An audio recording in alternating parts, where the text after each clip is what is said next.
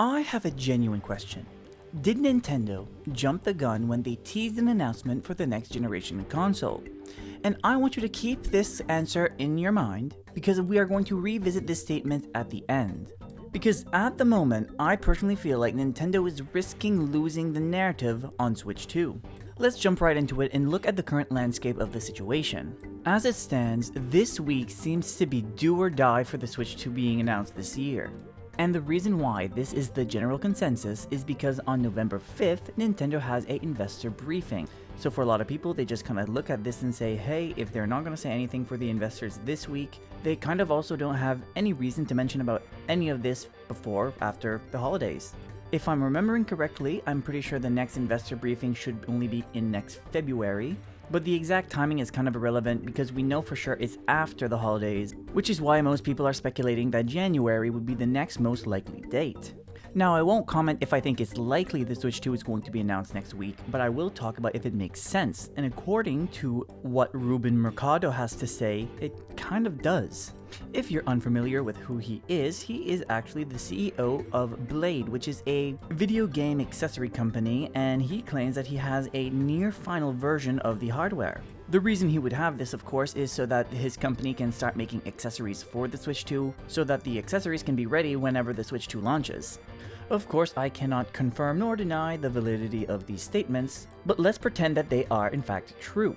Because if it is indeed true, it would make sense why he would know this next piece of information, and that is what the exact timing of the release date of the console would be. Basically, Ruben claims that Nintendo themselves still don't necessarily know exactly when they're going to be releasing this console either. However, they do have a pretty narrow window, and that is either at the end of March or the beginning of April.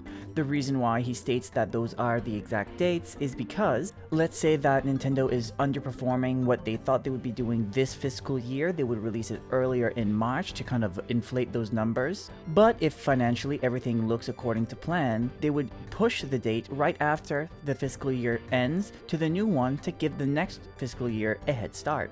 And personally, I wouldn't even doubt it for a minute if that was the case, because Nintendo really does like to control the narrative of situations. And I also feel as though that also ties into this week making sense for a reveal as well. Because in the case that they do announce it this week, it gives Nintendo a full 4.5 months-ish of lead up until the console's release, which I personally feel is a pretty healthy time frame. Because if the console is going to be iterative just like Nintendo said, we already understand the concept of what the Switch is, so if it's just going to be a step up from Switch, just more power and stuff like we all expect, they probably won't be spending that much time kind of pushing the console itself, and probably more the games, I'd say. Because we all already know why the Switch was cool, but the new games, we don't necessarily know about them, so like, they need to make us understand why we want to buy them. But now we have to talk about the investors, because I feel like a lot of people in the comments might say that the reason Nintendo hinted so early about Switch 2 was because they wanted to appeal to investors. But my rebuttal to that is, does Nintendo care that much about investors? Because of course, to a certain degree, they care about their investors. I think if they had the choice of either having them or not having them, they most likely want them. But maybe we overestimate how much power these investors actually have over Nintendo. Although they're technically not a direct source on this, I do think they have a lot of insight, valuable insight, and credible insight on the situation. And that is, of course, former Nintendo employees Kit and Krista. I remember a while ago in one of their podcasts, they were talking about investors, and specifically what role or how important they are in the decision making over Nintendo. At least during their time there, they felt as though investors were, kind of in mind when Nintendo was making decisions, but in most cases, the creative and strategic decisions at Nintendo are primarily driven by internal teams rather than the external pressures. I guess it's also important to mention that near the end of their time there, they did say that Nintendo did maybe keep in mind what investors had to say a little bit more than when they began, but still, overall, Nintendo is still the ones that steer the ship. And I dare say that this is still the case, because Nintendo said during a Q&A session with their investors that a big part of their business model is built on surprise. Which I personally interpret that as Nintendo saying to the investors, hey look, I understand you have very specific questions, and that you're looking for very specific answers, but unfortunately we're just not going to do it. Nintendo also mentioned at one of these meetings that this year specifically in the Switch's lifespan is probably not going to be their most profitable, but also that wasn't their goal, because this year's goal for them is just getting ready for the next console. And those two statements alone tell me that Nintendo is still prioritizing doing what's best for them instead of saying what the investors want to hear. Because the only thing investors care about is infinite profit, so Nintendo telling them that profit is not necessarily their priority this year is probably not what they want to hear. That being said, if you do look at the timing, on May 7th there was the financial results of the preceding year, so the 2023 fiscal year for Nintendo. And on the same day, Nintendo did end up teasing about the next console.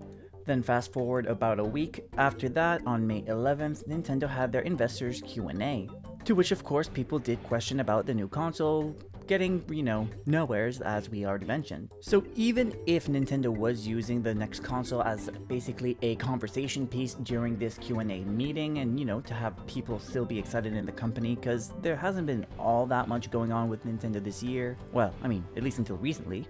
That tweet technically still wasn't even that necessary, because at that point we thought that the only thing Nintendo had in their back pocket was the, this new console coming up, but clearly they had more cooking in the background with Alarmo and the playtest coming. Of course, on May 7th, this probably would have been too early to mention, but realistically, if Nintendo really just wanted something to talk about with investors, they probably could have said something more along the lines of this.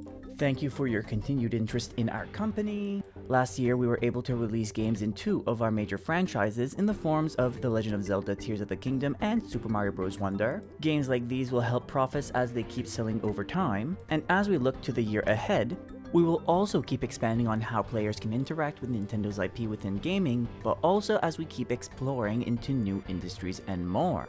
Basically, if Nintendo said something along those lines, that way they didn't have to explicitly tease the next generation console, but it doesn't close out the option of talking about it later on either, while also explaining to investors that just because they jumped over to cinema and theme parks, there's still more industries they want to dabble in. But for now, that's enough about investors. Now I want to talk about what Nintendo is risking if they decide to not announce anything this week.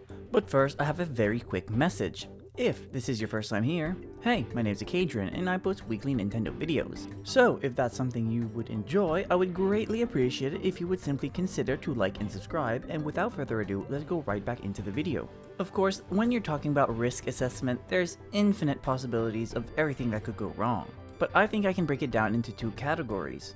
First, let's look at the external factors, such as the people that we've literally already talked about in this video, such as Ruben.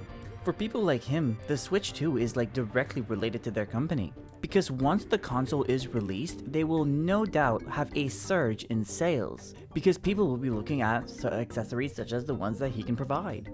And even though clearly he is most likely under an NDA, it's abundantly clear that he's interested in talking about this console, because he literally already has. But there's even more than just accessory manufacturers that are, fed up with waiting. There's also game developers. Because for them, when they reveal games, they have to announce what consoles these games are going to be available on. And surely if their game is cross-gen, they'll want to mention that it's going to be a cross-gen game. Or if their game is dedicated Switch 2, they just have to sit on their hands and wait until Nintendo has an announcement so that they can in turn start advertising their own game.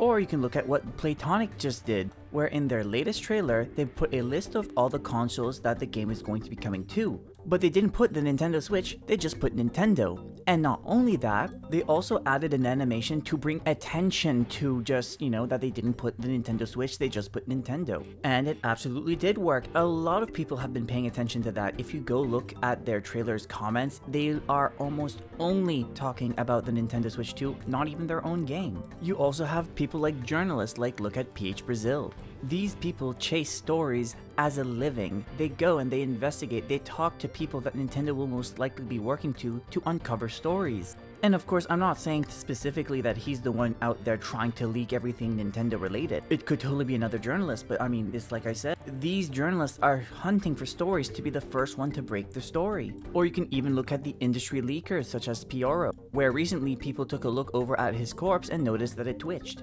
By that I mean, he updated his Twitter. What does that mean?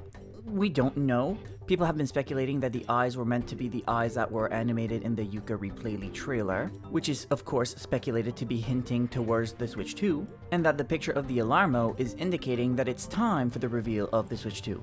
And the final external factor is hackers. Just look at Pokemon. Within the Pokemon leak, people were able to discover the code name for the Nintendo Switch 2, being Ounce. And you know, technically it's just neat to know what the code name is, but ultimately it doesn't really give us nothing. And I do feel like the Pokemon leak is kind of settling down now, so I don't think anything major Switch 2 is going to come out of it. But tons of other companies are working on Switch 2 games, and if a big hack happens to them, who knows what's going to come out? Of course, the likelihood of this happening is pretty low, but still, it's still a real risk. But there aren't only external risks, there's also internal risks, such as Nintendo's very own staff can maybe be a little bit too loose-lipped. Just look at the situation with the marketing manager of Nintendo of UK, where they replied to Playtonic's tweet with the eyeball emojis that was quickly deleted, or even Nintendo's very own developers. As I imagine most of the people watching this video already know, Masahiro Sakurai has already teased his next big project, and he himself said that the project should be revealed soon. Now, of course, it is worth keeping in mind that there's nothing that says that this project is a Nintendo project. But I mean, you know, come on, let's be real here. But if this game indeed is a game for Nintendo's next console, or even just Nintendo in general, I have absolutely no doubt in my mind that Masahiro Sakurai has did his due diligence and went to talk to Nintendo about this first and got their approval. But the point is that even Nintendo developers are ready to start talking about Switch 2. I could quite literally talk about this all day, but I'll stop myself here and circle back to the beginning and re-ask the question: did Nintendo jump the gun?